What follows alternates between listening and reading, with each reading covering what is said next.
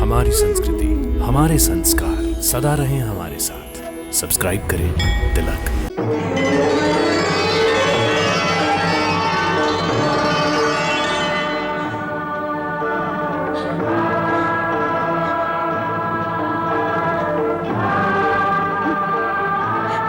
गंगा मैया, गंगा मैया, ये चमत्कार है, ये सपना, मैं आपकी गोद में हूँ।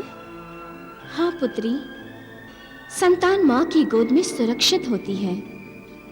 तुम मेरी पुत्री हो और तुम मेरी अप्रत्यक्ष गोद में सदा सुरक्षित रहोगी। महारानी, हम जो सत्य बताने जा रहे हैं वो बहुत ही कड़वा और कठोर है, इसलिए उसे ध्यानपूर्वक और दृढ़ता से सुनो और उस पर विश्वास करो। असुर कुल में एक महाभयंकर घटना घटने वाली है। महाभयंकर घटना?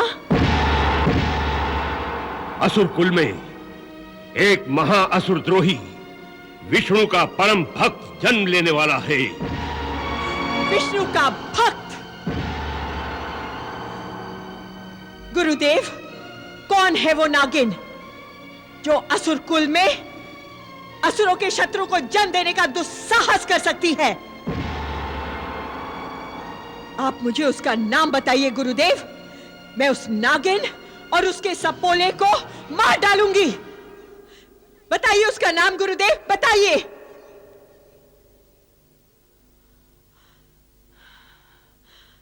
वो कोई और नहीं, तुम्हारी छोटी रानी कैदू है। क्या? कयाधु? क्षमा करें गुरुदेव, परंतु मेरा मन आपकी बात पर विश्वास नहीं कर रहा है। विश्वास करना होगा महारानी, विश्वास करना होगा,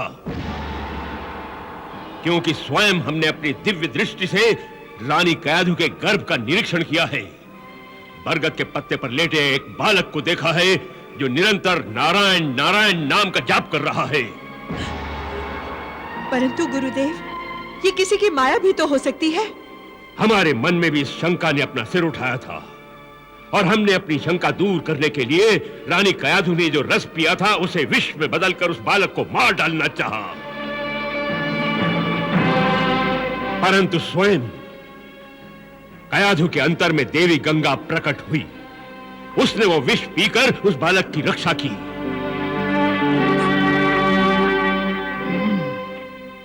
और इस बार हमने कृत्या का निर्माण करके उसे उस बालक की हत्या करने के लिए भेजा, परंतु विष्णु ने अपना सुदर्शन चक्र भेजकर हमारे प्रयास को भी विफल कर दिया।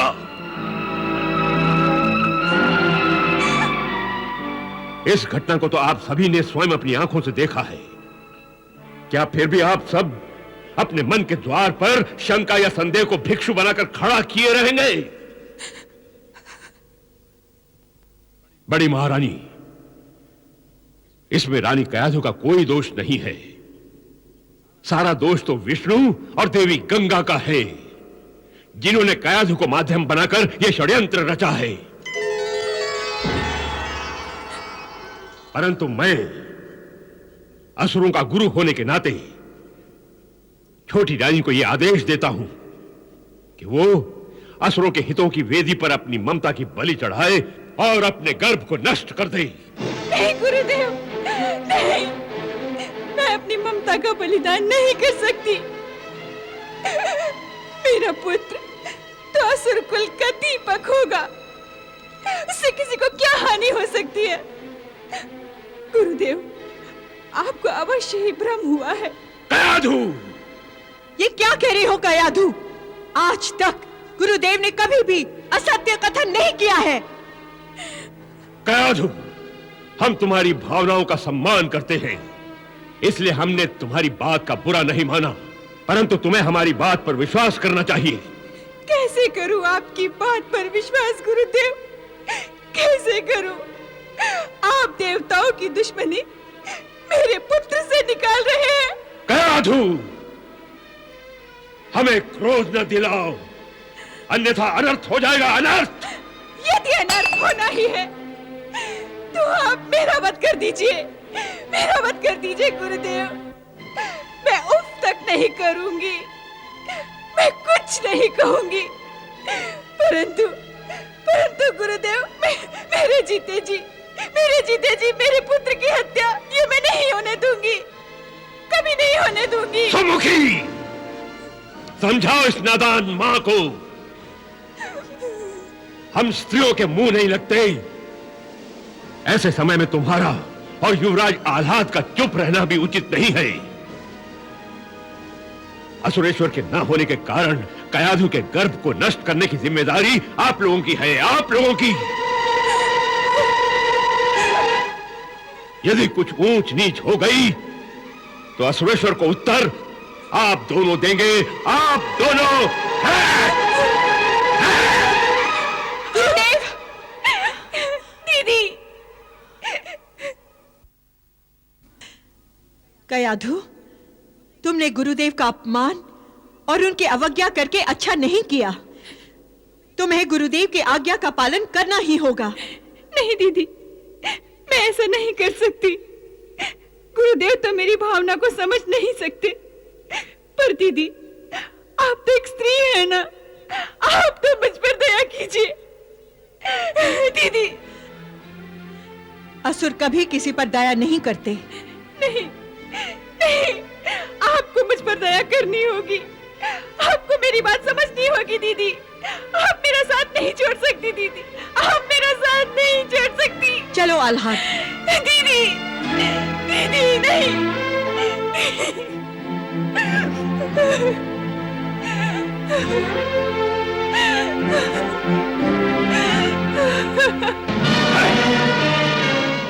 हे गंगा, तुमने अपने आशीर्वाद से असुर लोक में विष्णु भक्ति के विष का जो बीज बोया था, उससे फूटने वाले अंकुर को मैंने उखाड़ फेंकने का अटल प्रबंध कर लिया है।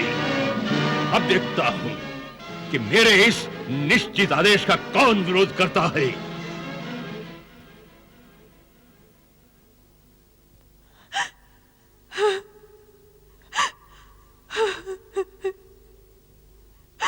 माताश्री,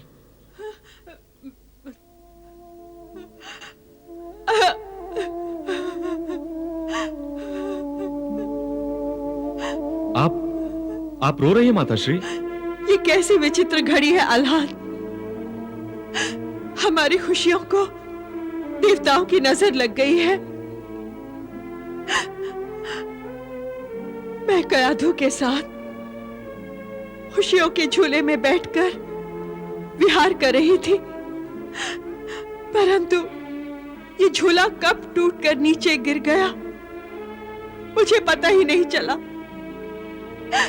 और जब पता चला तब बहुत देर हो चुकी थी। परंतु माताश्री, ऐसे संकट के समय हमें क्या करना चाहिए? पिताश्री के न होने से यह समस्या हमारे लिए और भी जटिल हो गई है। हाँ आल्हाद, इस समय मुझे भी असुरेश्वर की बहुत कमी खल रही है। माताश्री, अब जो भी हो, इस समस्या से जूझना तो हमें ही पड़ेगा। इसलिए अपनी भावना और भावुकता पर अंकुश लगाना होगा और गुरुदेव के आदेश का पालन करना होगा। इसका अर्थ है कि मुझे अपने पुत्र की हत्या करनी होगी।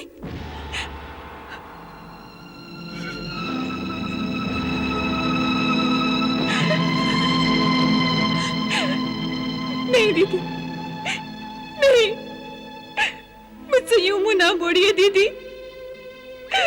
विपत्ति के इस समय आप मेरा साथ ना छोड़िए दीदी, मेरा साथ ना छोड़िए। आपने अब तक एक माँ की भांति मुझे स्नेह दिया है, क्या पल भर में वो सारे नाते टूट गए? मैं आपके लिए पराई हो गई, आपकी शत्रु बन गई। नहीं दीदी, आप भी एक माँ हैं और एक माँ को ऐसी निर्दयता शोभा नहीं देती, नहीं देती। नहीं दीदी, नहीं। दीदी मेरी तरफ देखिए, देखिए मेरी तरफ दीदी। बताइए, बताइए मेरा क्या दोष है?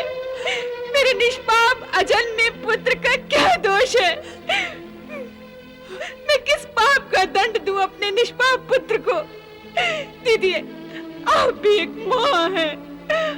अपने दिल को पत्थर का ना बनाइए दीदी। आपको अपनी ममता की कसम, आपको मेरे साथ न्याय करना होगा। आपको मेरे साथ न्याय करना होगा दीदी, आपको मेरे साथ न्याय करना होगा। बस करो कयाधु, बस करो। इस समय मेरे सामने गुरुदेव का आदेश और असुरों के हित का प्रश्न है। इस समय मैं स्वयं धर्म संकट में हूं। ये राजनीति है कयाधु, राजनीति। इसमें मेरी ममता को ना घसीटो। और यदि मैं तुम्हारे स्थान पर होती ना, तो मैं अपने पुत्र का बलिदान करने से कभी पीछे ना हटती। नहीं दीदी। कयाधु, तुम्हें गुरुदेव के आदेश का पालन करना होगा। नहीं दीदी। हाँ। दीदी, नहीं दीदी, दीदी।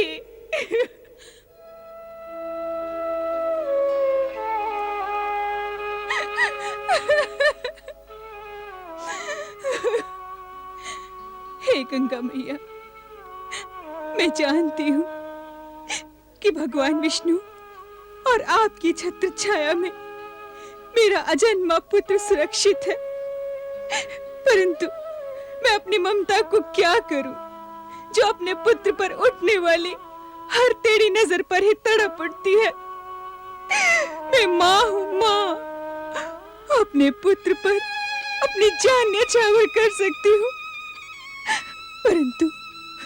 परंतु इन असुरों के बीच मैं विवश हूँ। मैं कुछ भी नहीं कर सकती। अपने पुत्र पर होने वाले हर घातक प्रयास पर मेरे अंदर एक नागिन फन उठाती है,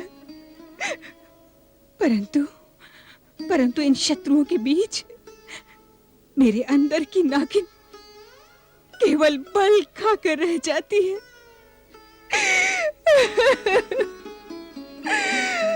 हे गंगा मैया।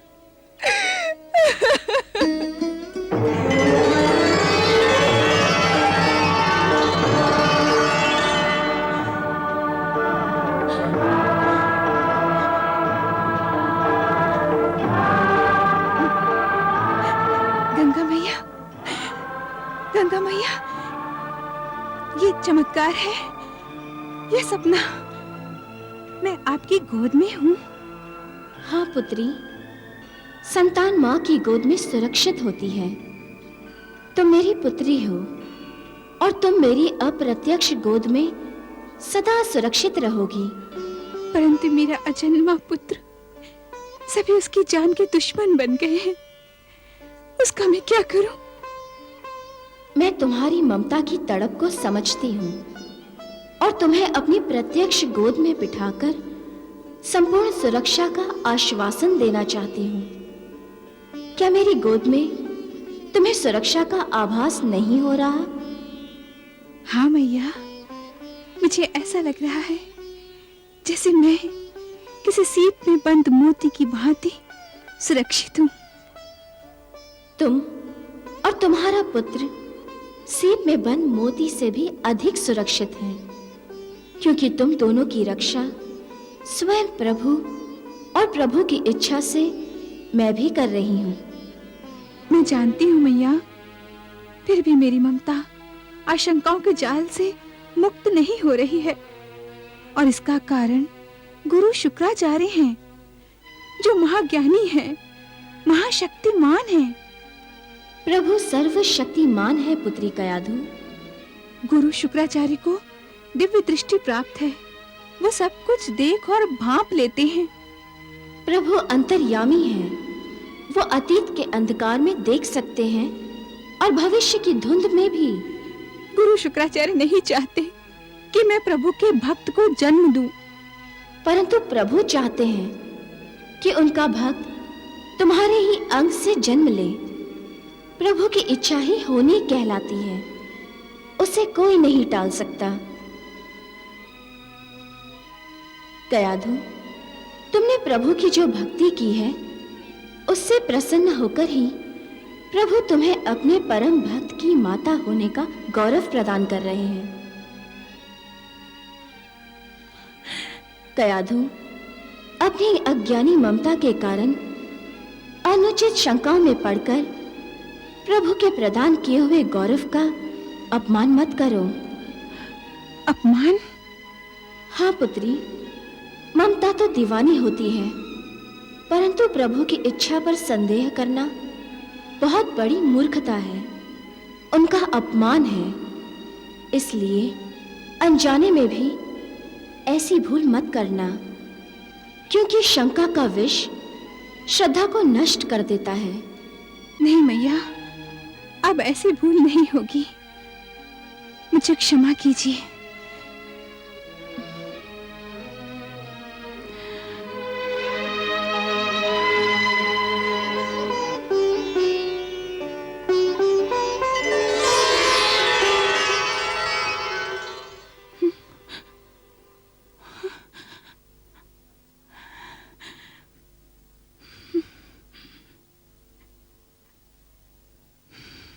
हे गंगा मैया, आपने जो मुझे दर्शन दिए हैं उसके लिए मैं आपको कोटि कोटि प्रणाम करती हूँ।